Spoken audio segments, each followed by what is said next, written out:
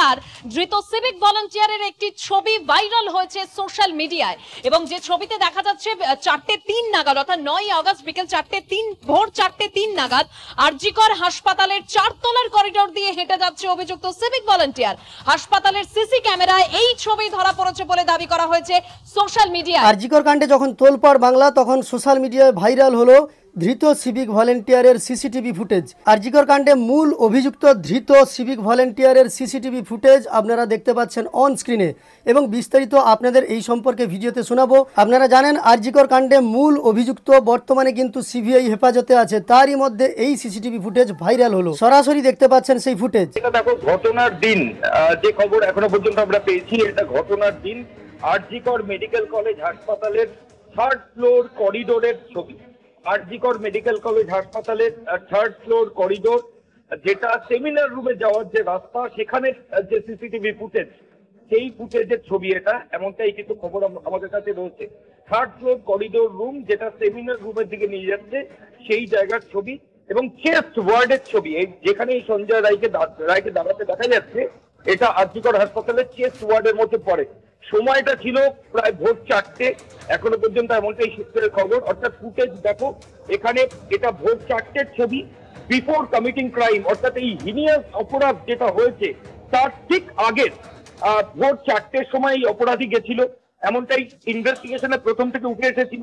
এবং এই যে ফুটেজ, যে ছবি, তাতে যে টাইম পাওয়া যাচ্ছে সেটাও কিন্তু ভোর 4টে।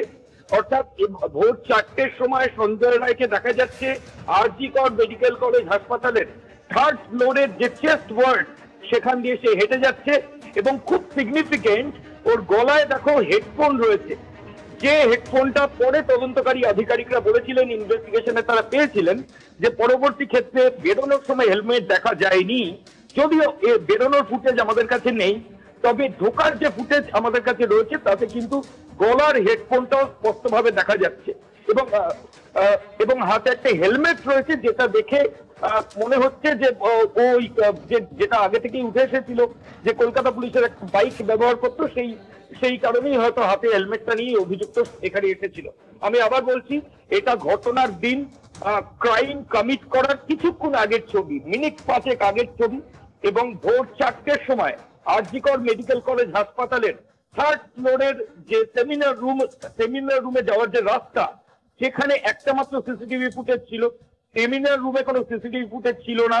যে সিসিটিভি ফুটেজ দেখে প্রথমে কলকাতা পুলিশ এই অ্যাকিউজকে আইডেন্টিফাই করেছিল, সেই সিসিটিভি ফুটেজের কিন্তু এই অ্যাকিউজের সঞ্জয় রায়ের মুভমেন্ট ধরা পড়ে এবং এই ফুটেজ স্পষ্টভাবে যেটা জানা যাচ্ছে যে আরজিকর হাসপাতালের 3rd ফ্লোরের ভোর 4টের সময়ের ছবি। এই সম্পর্কিত পরবর্তী আপডেট পাওয়ার জন্য চ্যানেলের সঙ্গে যুক্ত থাকুন। চ্যানেলটিকে সাবস্ক্রাইব করে পাশে থাকা নোটিফিকেশন বেল আইকনটা অল করে রেখে এবং ফেসবুক থেকে দেখে থাকলে অবশ্যই পেজটিকে ফলো করবেন।